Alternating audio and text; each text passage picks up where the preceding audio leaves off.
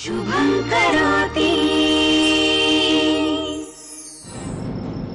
काय झालंय? तुम्ही कितीतरी दिवसांनी माझ्याशी बोलताय आणि तेही असं एकावर एक प्रश्न विचारत सुटलाय फक्त. कुठे आणि कुणाबरोबर फिरत होतीस तू आता? सांगते. मी निशाद बरोबर गेले होते. आम्ही बऱ्याचदा भेटतो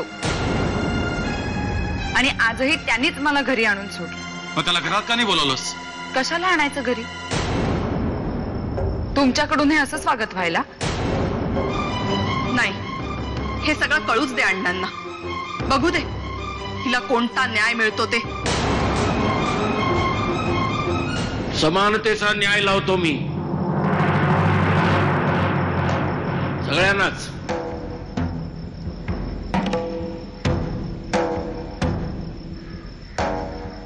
चूक ते चूक आणि बरोबर ते बरोबरच.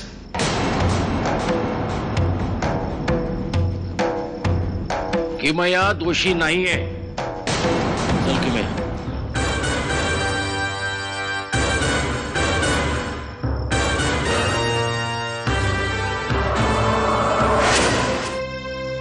सांगा ना अण्णा, का केलं तुम्ही असं?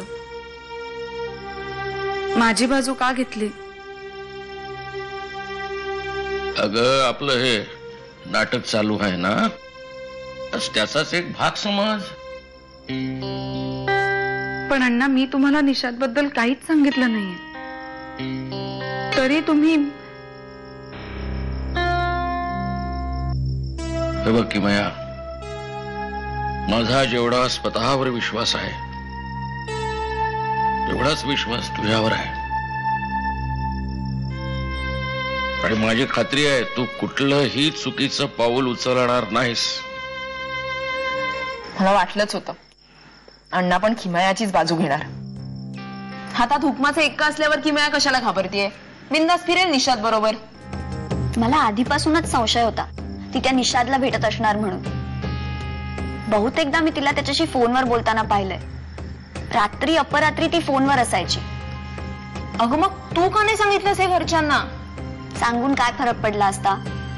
पाहिलंस ना आता काय झालंय ते.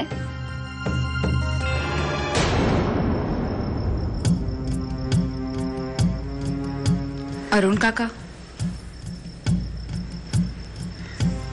तुला वेळ आहे का थोडा? मला काहीतरी सांगायचं होतं. काय ग, काय झालंय? मी निशाद बद्दल बोलते. कोण निशाद? रमाकांत खानोलकरांचा मुलगा. त्याचं काय? आमची अजूनही मैत्री आहे. अधूनमधून आम्ही भेटतोय.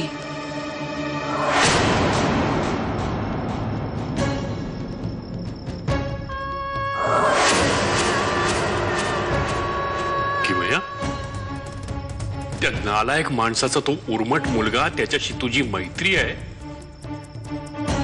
आणि हे सांगताना तुला काहीच वाटत नाही? मला माहितीये तुला हे पटणार नाही, त्यामुळे यात तू जो काही न्याय करशील शशांकसाठी आणि माझ्यासाठी तो सारखाच कर.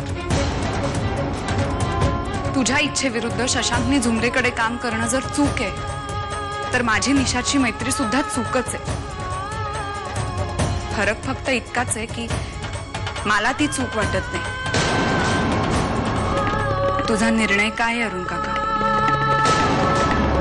जो निर्णय शशांकच्या बाबतीत तोच तुझ्याही बाबतीत.